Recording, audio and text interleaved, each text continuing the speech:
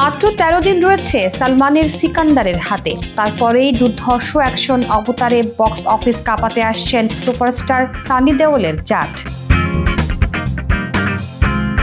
বলিউড বর্ষীয়ান অভিনেতাদের তালিকায় রয়েছে সানি দেওলের নাম। ২০২৩ সালে সানি দেওল অভিনীত গদর ২ বক্স অফিসে রীতিমতো হইচই ফেলে দিয়েছিল, আর সেই ছবিটি তার হারানো স্টারডম ফিরিয়ে দিয়েছিল।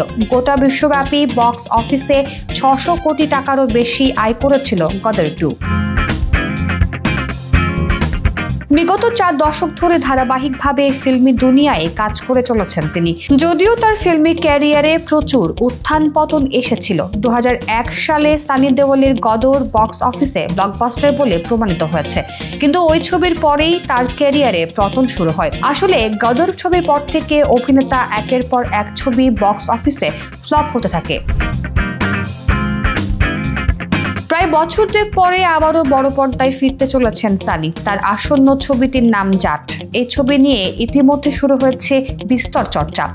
এই পরিস্থিতিতে অনেকেই বলেছেন যে সালমান খানের আসন্ন ছবি সিকান্দার বড় ক্ষতির মুখে পড়তে চলেছেন। আগামী ২৮ মার্চ বড় পর্দায় মুক্তি পেতে চলেছে সিকান্দার। অন্যদিকে সানি দেওলের জাট মুক্তি পাচ্ছে আগামী ১০ এপ্রিল। জাট হলো অ্যাকশন থ্রিলার ছবি। আগামী ১০ এপ্রিল সিকান্দারের সেই একচ্ছত্র আধিপত্য ভাঙতে আসছে সানি দেওলের মুভি। মুক্তির পর বক্স অফিসে রীতিমতো রাজত্ব করতে চলেছে এই ছবি, এমনই জল্পনা কল্পনা ছড়িয়ে পড়েছে।